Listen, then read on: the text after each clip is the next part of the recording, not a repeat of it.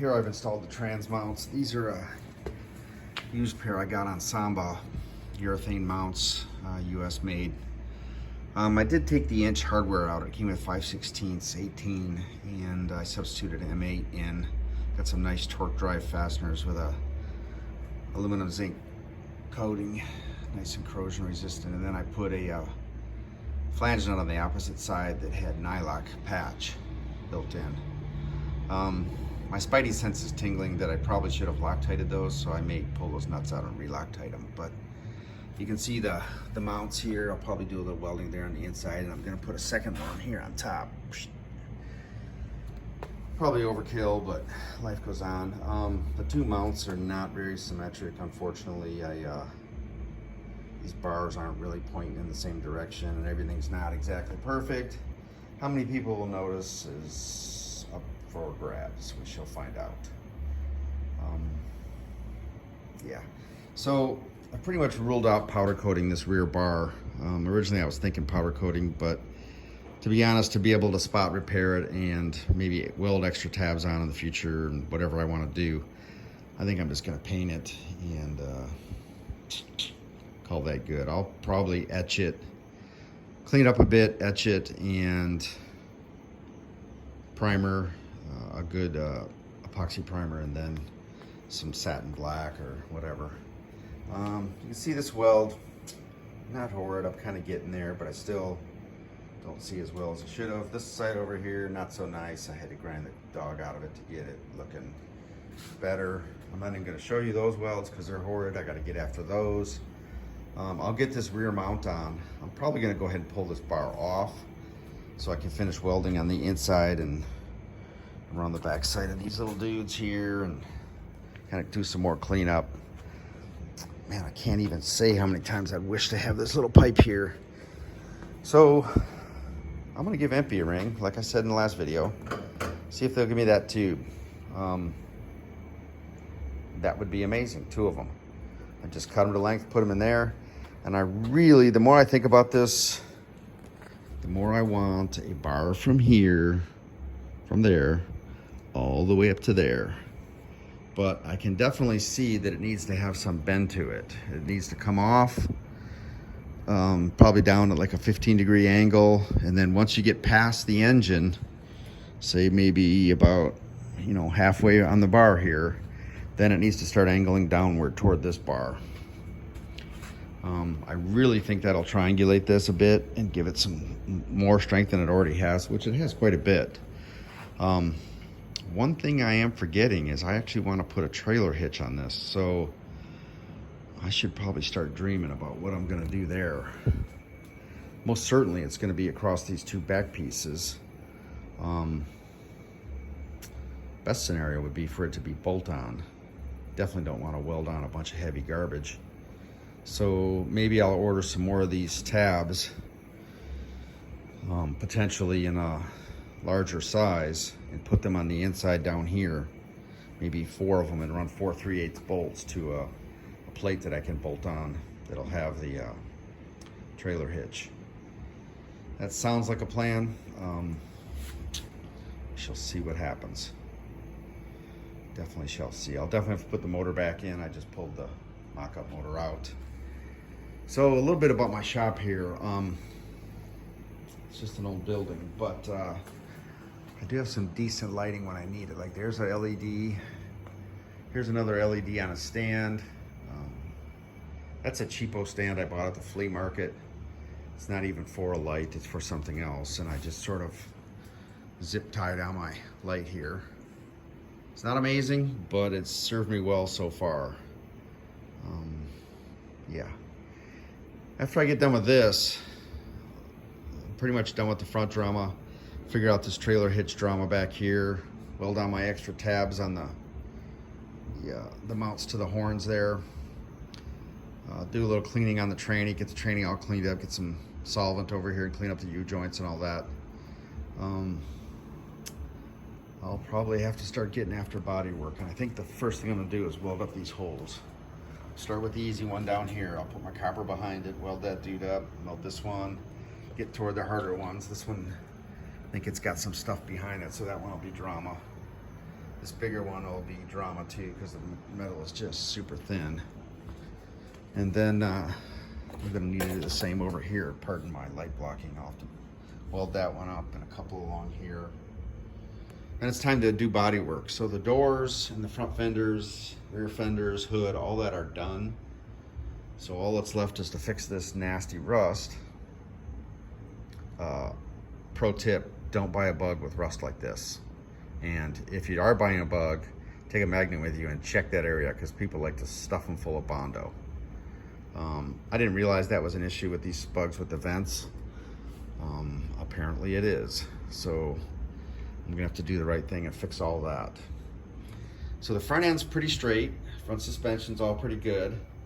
I do need to come up with an adapter for that steering wheel. I'm gonna run one of these kind of garbage steering wheels I have, probably this little GT. I'll probably clean it up, throw it on for temp to see if I like the size, and then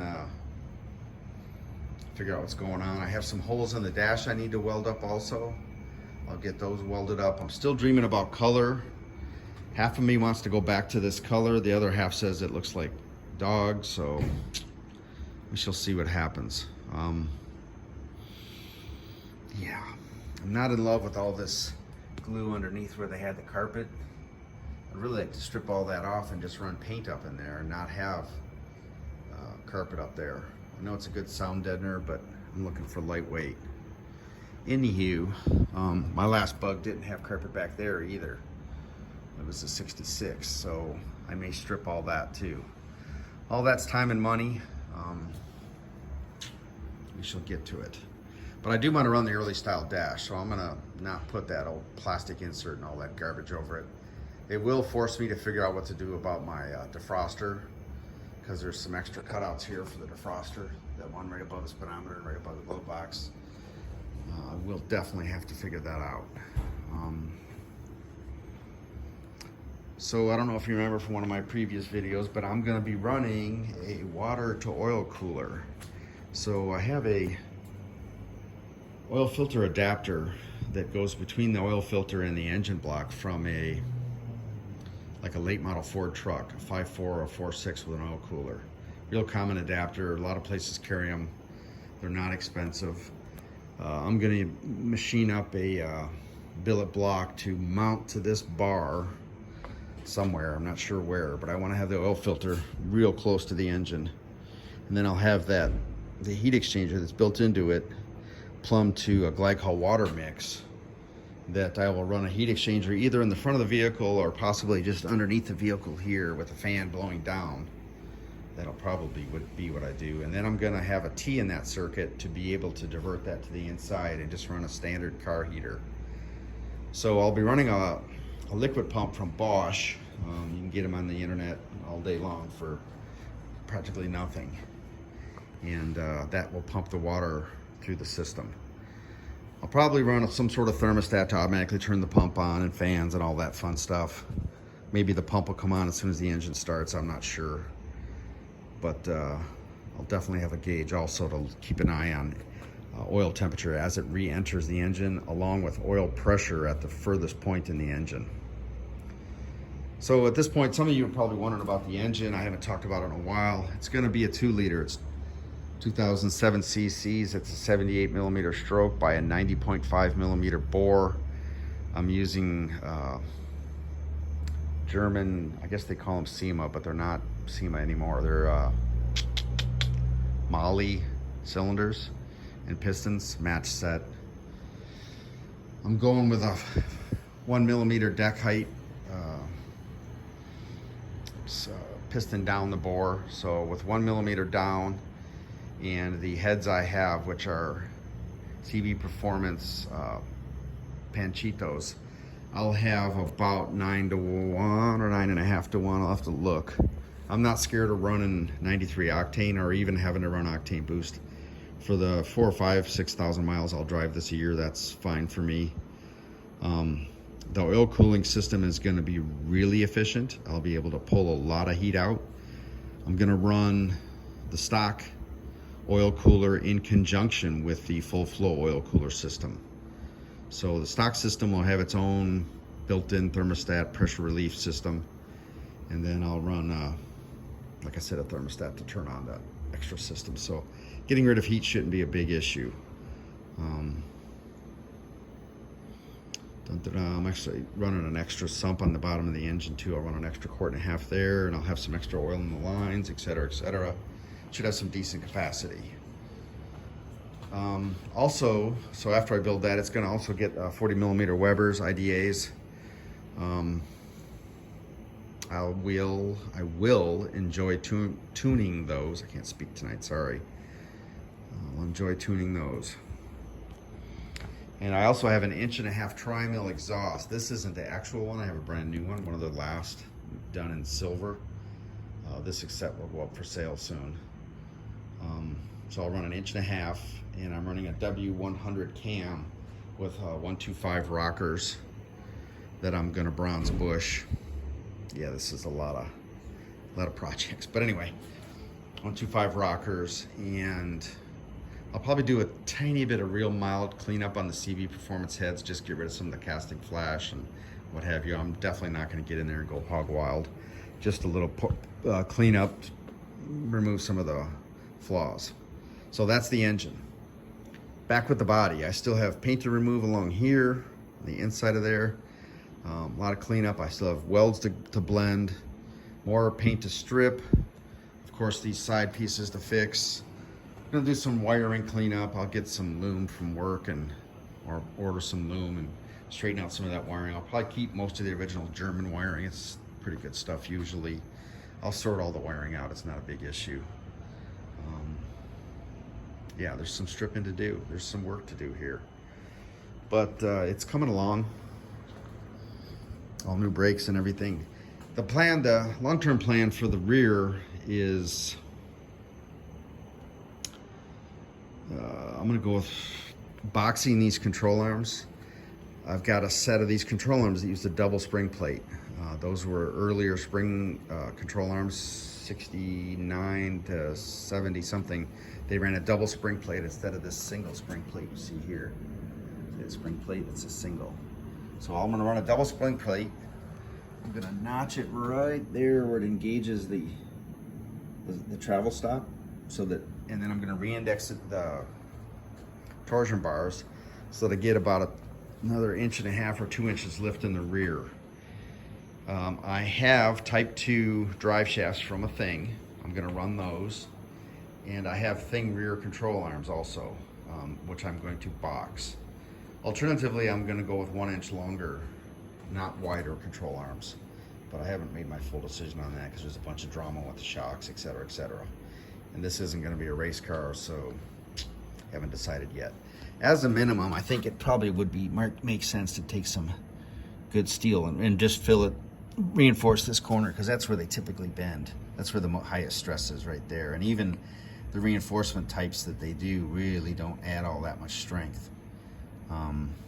So I'll have to figure out how to box that. I'll maybe model that control arm up and do a little FEA on it. I don't know. We'll see. Anywho, that's the long-term plan. You're kind of seeing this come together. It's been a lot of trial and error, and some stuff I haven't done so well, but it will probably look okay when it's done. It'll be a hell of a lot better than it was. I'm definitely going to replace the chrome trim. The guy had filled all those holes with Bondo. That's going to go. Chrome trim's going to go back on. It's going to get stock white interior, probably black seats and door panels. I'll probably go with a lighter colored carpet, maybe tan or maybe black, I'm not sure, maybe a gray, probably gray. And I'll definitely run a rear seat. I have a single hoop bar for the interior, roll bar. Somebody cut the down tubes off of it like a Domas. But yeah, maybe I'll run that, maybe I won't, I don't know. My brother said I should just go ahead and buy a damn tubing bender and bend all these pieces of tube up I want myself, and maybe that's the plan. These tubes are not collapsed, or they don't appear to be very badly collapsed. No, there's a little bit, so maybe a regular tubing bender would be able to duplicate those bends. Yeah, there's a little bit of collapsing here, so right there you can feel it, and that's the end of the bend I marked. So yeah, maybe just a regular cheap tubing bender. We're gonna loop down here, down over there, protect the cylinder heads. Maybe even be able to put a little shield there to protect the heads from any rocks or anything that's flying up.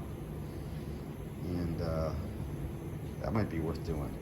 Then I could put my roll bar in, put the tubes going to the back, and have some lower tubes that maybe start about this high and go down, triangulate to some point in the floor. Still be able to get in the vehicle. I'm pretty spry for an old guy. I can jump into that damn thing, even with those tubes in there.